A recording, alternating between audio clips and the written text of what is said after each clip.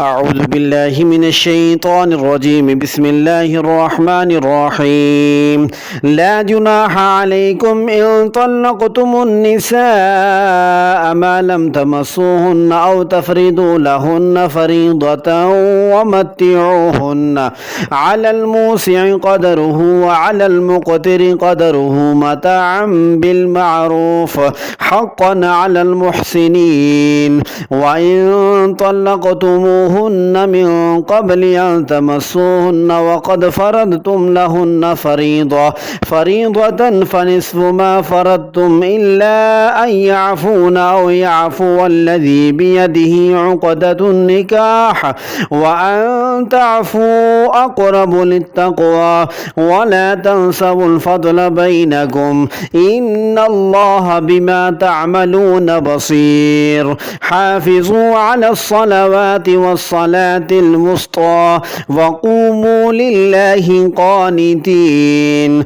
فإن خفتم فرجالا أو ركبانا فإذا أمنتم فاذكروا الله كما علمكم ما لم تكونوا تعلمون.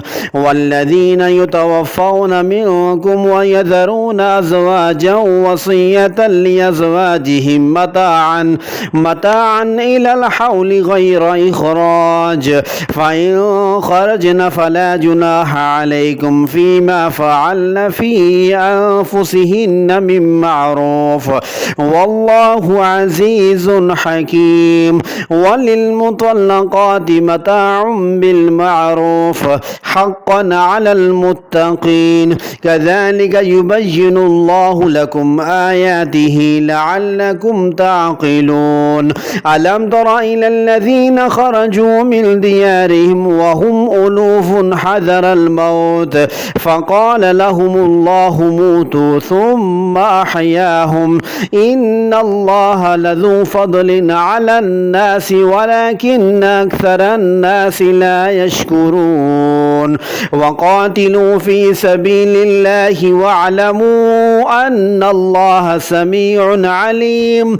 من ذا الذي يقرض الله قرضا حسنا فيضاعفه له أضعافا كثيرا والله يقبض ويبسط وإليه ترجعون.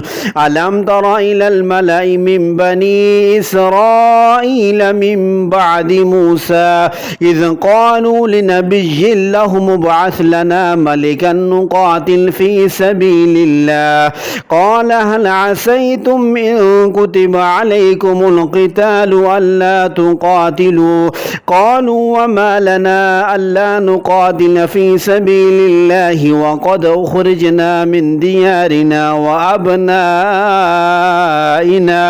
فلما كتب عليهم القتال تولوا إلا قليلا منهم والله عليم بالظالمين. وقال لهم نبيهم إن الله قد بعث لكم طالوت ملكا قالوا أنى يكون له الملك علينا ونحن أحق بالملك منه ولم يؤت سعة من المال قال إن الله اصطفاه عليكم وزاده بسطة في العلم والجسم والله يؤتي ملكه من يشاء والله واسع عليم. وقال لهم نبيهم إن آية ملكه أن يأتيكم التابوت فيه سكينة من ربكم وبقية